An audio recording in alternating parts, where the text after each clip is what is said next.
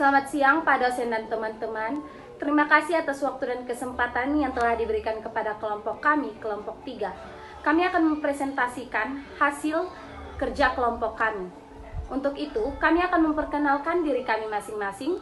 Saya sebagai moderator Andrea Eliani Geritawa, dan di sebelah saya sebagai ketua kelompok Anggi Yuani Liu, dan anggota di sebelah saya Angel Gidalti Pelingomang.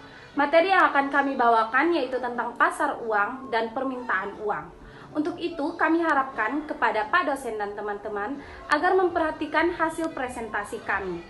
Materi awal yang akan kami bawakan tentang definisi pasar uang dan akan dibawakan oleh ketua kelompok kami.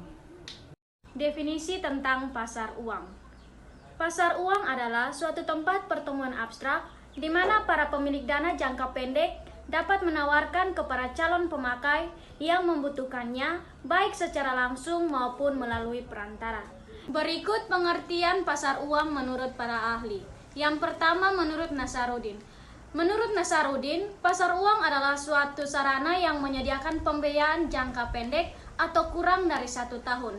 Pasar uang tidak seperti pasar modal yang mempunyai suatu tempat fisik, tetapi pembiayaan yang dilakukan didasarkan pada pinjaman. Yang berikut menurut Anuraga dan Prakarti. Pasar uang adalah suatu tempat pertemuan abstrak di mana para pemilik dana jangka pendek dapat menawarkan kepada calon pemakai yang membutuhkannya baik secara langsung maupun melalui perantara. Dana jangka pendek adalah suatu dana yang dihimpun dari perusahaan maupun perorangan dengan batasan waktu dari 1 hari sampai 1 tahun yang dapat diperjualbelikan di dalam pasar uang. Berikut ciri-ciri dari pasar uang. Yang pertama, menekankan pada pemenuhan dana jangka pendek. Yang kedua, hanya memenuhi dana pada jangka pendek. Yang ketiga, mekanisme pasar uang lebih menekankan pada satu pertemuan antara pemilik dana dan pihak yang membutuhkan dana. Nah, yang berikut fungsi pasar uang. Yang pertama, mempermudah masyarakat memperoleh dana-dana jangka pendek untuk membiayai modal kerja atau keperluan jangka pendek lainnya. Yang kedua, memberikan kesempatan masyarakat berpartisipasi dalam pembangunan dengan membeli sertifikat Bank Indonesia atau yang biasa disingkat menjadi SBI dan surat berharga pasar uang atau SBPU. Yang ketiga, menunjang program pemerataan pendapatan bagi masyarakat. Yang keempat, sebagai perantara dalam perdagangan surat-surat berharga jangka pendek. Yang kelima, sebagai sumber pembiayaan bagi perusahaan untuk melakukan investasi. Yang keenam, sebagai perantara untuk investor luar negeri dalam menyalurkan kredit jangka pendek kepada perusahaan di Indonesia. Dan yang ketujuh, sebagai penghimpun dana berupa surat-surat jangka pendek. Baik, kita akan masuk ke instrumen pasar uang. Yang pertama, sertifikat Bank Indonesia atau SBI. Instrumen utang yang diterbitkan oleh pemerintah atau bank sentral atas unjuk dengan jumlah tertentu yang akan dibayarkan kepada pemegang pada tanggal yang telah ditetapkan. Yang kedua, surat berharga pasar uang atau SBPU. Surat-surat berharga berjangka pendek yang dapat diperjualbelikan secara diskon dengan bank yang ditunjukkan oleh BI. Yang ketiga, sertifikat deposito. Sertifikat deposito adalah deposito berjangka yang bukti simpanannya dapat diperdagangkan. Yang keempat, commercial paper. Promes yang tidak disertai dengan jaminan yang diterbitkan oleh perusahaan untuk memperoleh dana jangka pendek dan dijual kepada investor dalam pasar uang. Yang kelima, call money. Kegiatan pinjam-meminjam dana antar satu bank dengan bank lainnya untuk jangka waktu pendek. Yang keenam, repurchase agreement. Transaksi jual beli surat-surat berharga disertai dengan perjanjian bahwa penjual akan membeli kembali surat-surat berharga yang dijual tersebut pada tanggal dan dengan harga yang telah ditetapkan terlebih dahulu. Yang ketujuh, bankers acceptance, suatu instrumen pasar uang yang digunakan untuk memberikan kredit pada eksportir untuk membayar sejumlah barang atau untuk membeli valuta asing. Yang ke-8, treasury bills, surat utang yang diterbitkan oleh negara dengan jangka waktu 90 hari sampai 1 tahun. Yang ke-9, promissory notes, surat sanggup bayar yang membuktikan adanya utang piutang jangka pendek antara kreditur atau debitur. Kita akan masuk ke tujuan pasar uang. Tujuan pasar uang dibagi atas 2. Yang pertama, dari pihak yang membutuhkan dana. yaitu untuk memenuhi kebutuhan jangka pendek, untuk memenuhi kebutuhan likuiditas, untuk memenuhi kebutuhan modal kerja, dan sedang mengalami kalah keriling. Yang kedua, dari pihak yang menanamkan dana, yaitu untuk memperoleh penghasilan dengan tingkat suku bunga tertentu, membantu pihak-pihak yang mengalami kesulitan keuangan, dan spekulasi. Kita akan masuk ke kelebihan pasar uang. Yang pertama, sarana untuk mencari pinjaman dalam jangka pendek bagi perusahaan yang mengalami kesulitan likuiditas. Yang kedua, sarana untuk menempatkan kelebihan dana yang dimiliki oleh badan usaha. Selain ada kelebihan pasar uang, ada juga kelemahan atau risiko pasar uang. Yang pertama, risiko pasar. Risiko ini berkaitan dengan kenaikan tingkat bunga mengakibatkan investor mengalami capital loss. Yang kedua, risiko reinvestment. Risiko ini berkaitan dengan turunnya harga sekuritas. Yang ketiga, risiko gagal bayar. Risiko yang terjadi akibat tidak mampunya peminjam atau debitur memenuhi kewajibannya sesuai dengan yang diperjanjikan. Yang keempat, risiko inflasi. Pemberi pinjaman menghadapi kemungkinan naiknya harga barang dan jasa. Yang kelima, risiko valuta. Risiko yang terjadi karena perubahan yang tidak menguntungkan terhadap kurs mata uang. Kita masuk dalam teori permintaan uang. Permintaan uang menurut Keynes.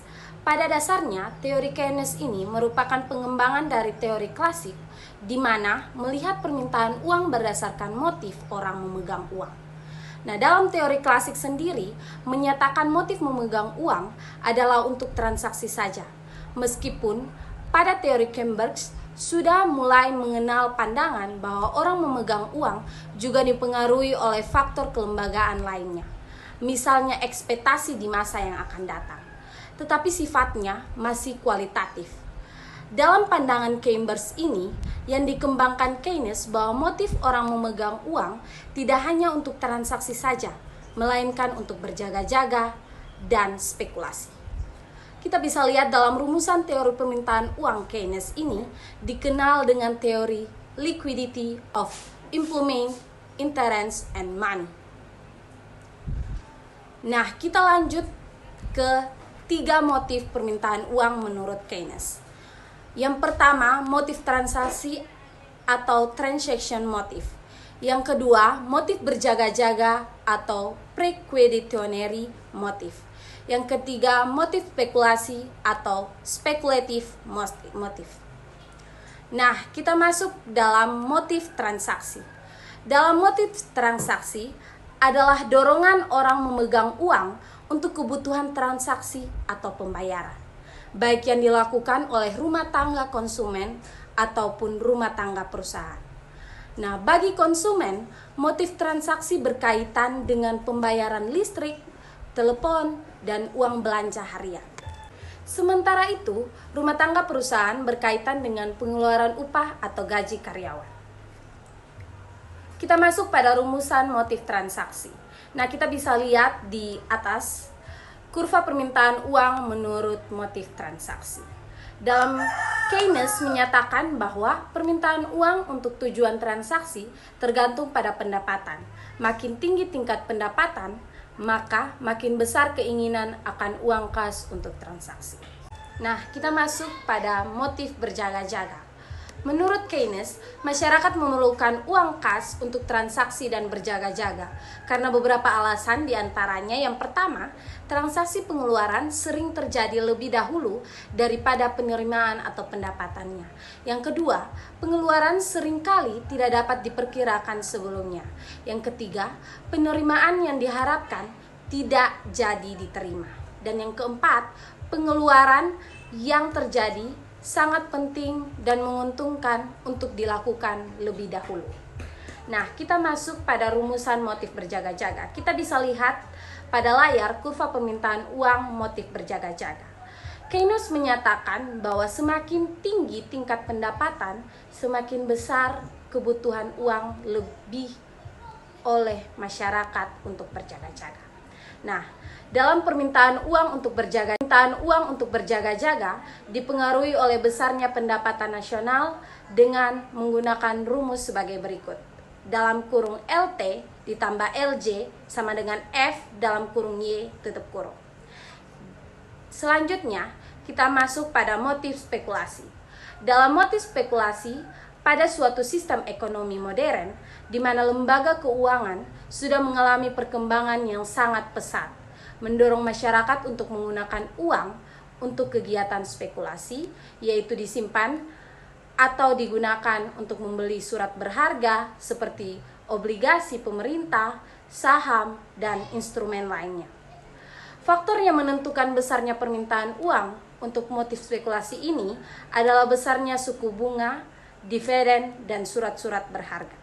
Sementara beberapa faktor lainnya meliputi yang pertama, jumlah uang yang beredar ditetapkan oleh pemerintah. Yang kedua, keseimbangan di pasar uang dipengaruhi oleh besarnya pendapatan nasional dan tingkat bunga.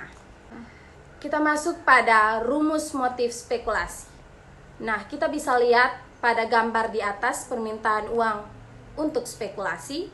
Keynes menyatakan bahwa apabila tingkat bunga naik, biaya memegang uang kas semakin tinggi. Nah, keinginan uang kas pula makin kecil.